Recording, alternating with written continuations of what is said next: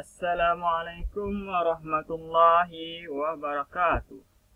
Alhamdulillahirabbil alamin. Wassalatu wassalamu ala asyrafil anbiya'i wal mursalin.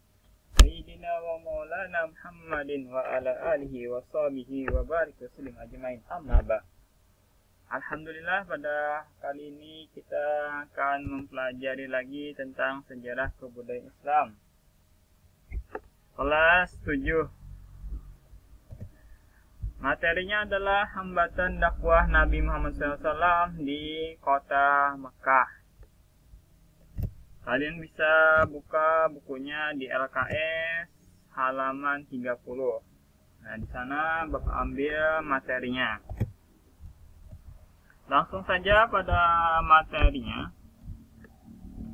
Pada awal dakwah Nabi Muhammad SAW mendapat banyak hambatan dan tantangan. Jadi Rasulullah ini setelah diangkat menjadi nabi, banyak benar tantangan dan hambatan. Ketika paman beliau Abu Thalib masih hidup, paman Sidin, Nabi Muhammad SAW mendapat perlindungan dari paman Sidin. Pada masa di Jazirah Arab ada kebiasaan melindungi salah satu keturunannya. Ini kan kebiasaan bersuku-suku di negeri Arab itu. Nah, setiap suku itu melindungi keluarganya. Nah, pada masa itu Nabi Muhammad SAW adalah keturunan Bani Hashim yang dihormati. Jadi Bani Hashim ini sangat dihormati. Kenapa? Karena kakek beliau penjaga Ka'bah. Nah, sedangkan paman beliau adalah seorang yang penjaga air Zam-Zam. Nah, itu istimewa. Jadi keturunan Nabi dari atas itu adalah orang yang hebat. Dari kakek beliau, datuk beliau, dan semuanya yang menuju ke atas nasab beliau itu adalah orangnya hebat. Orang-orang kafir seperti Abu Jahal, Abu Lahab, Abu Sufyan, dan lainnya membujuk Abu Thalib, paman Nabi, agar melepaskan perlindungan terhadap Nabi Muhammad SAW.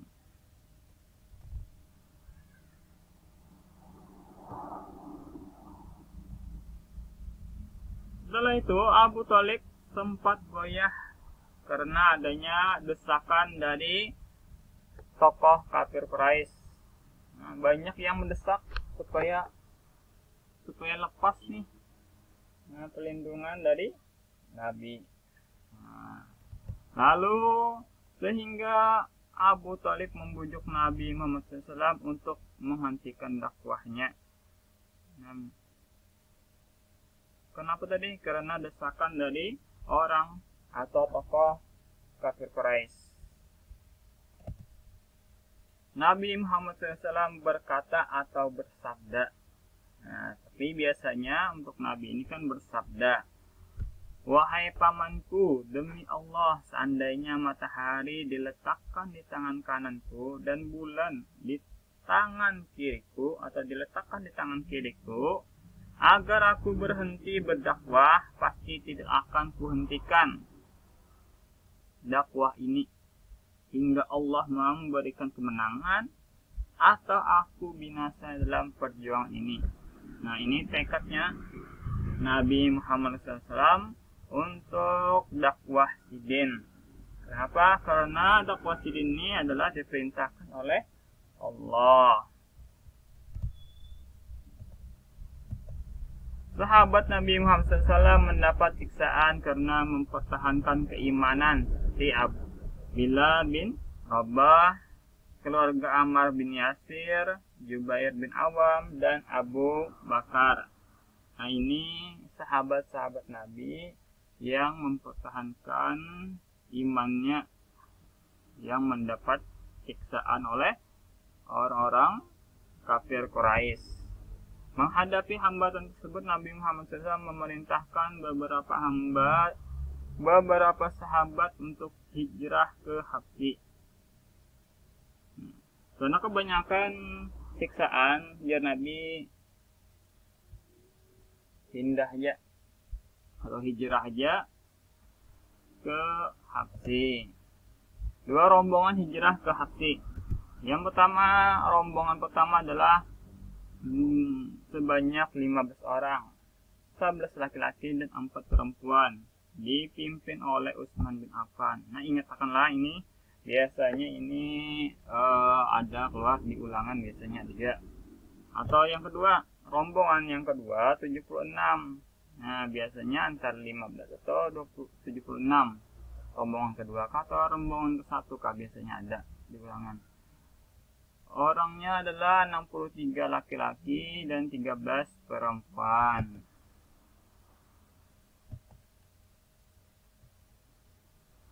Usaha lain orang Quraisy untuk menghentikan dakwah Nabi Muhammad SAW adalah dengan cara pemboikotan. Yang itu mengolah peraturan atau undang-undang untuk orang kafir Quraisy, sagan orang Islam. Jadi siap orang Quraisy membuat peraturan untuk dirinya sendiri, nah, untuk menekan orang Islam. Dilaksanakan pada tahun ke-7 kenabian atau 616 Masehi, selama 3 tahun, cukup lama. Isi pemboikotan ditulis oleh Mansur bin Ikrimah. Nah, ini pun harus diingatkan namanya. Kalau pena keluar nantinya di ulangan. Dan diletakkan di dinding Ka'bah yang isinya adalah isi pemboikotan. Yang pertama, tidak mau berbicara dengan orang Islam. Artinya tidak boleh berbicara dengan orang Islam. Nah, orang Quraisy tidak boleh, orang kafir Quraisy tidak boleh semuanya berbicara kepada orang Islam. Yang kedua adalah tidak mau jual beli dengan orang Islam. Tidak boleh orang kafir Quraisy berjualan dengan orang Islam. Yang ketiga adalah tidak mau menikah dengan orang Islam.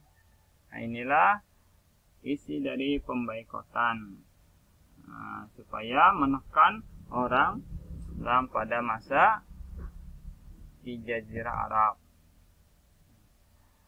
Cara-cara kafir Quraisy menghalangi dakwah Nabi Muhammad SAW yang pertama adalah menghina, mengancam, dan siksaan terhadap Nabi Muhammad. Yang kedua, menghina dan ancaman dan siksaan terhadap pengikutnya Nabi Muhammad SAW. Yang ketiga, bujukan, harta, kedudukan dan wanita. Yang keempat, membujuk Nabi Muhammad SAW untuk bertukar sesembahan. Yang kelima, membujuk dan memprovokasi Abu Thalib. Tadi kan memperdaya Abu Thalib. 6. Menghasut masyarakat Mekah. Yang ketujuh, pengasingan dan pemboikotan tadi. Yang kedelapan, mempengaruhi para pemimpin negara tetangga untuk menolak Islam. Inilah cara-cara orang kafir Quraisy menghalangi dakwah Nabi Muhammad SAW. Nah, untuk pertemuan kali ini tidak ada tugas, Jadi pertemuan kali ini cukup sampai di sini. Mohon maaf bila ada kata-kata yang salah. Wabillahi taufiq wal hidayah. Assalamualaikum warahmatullahi wabarakatuh.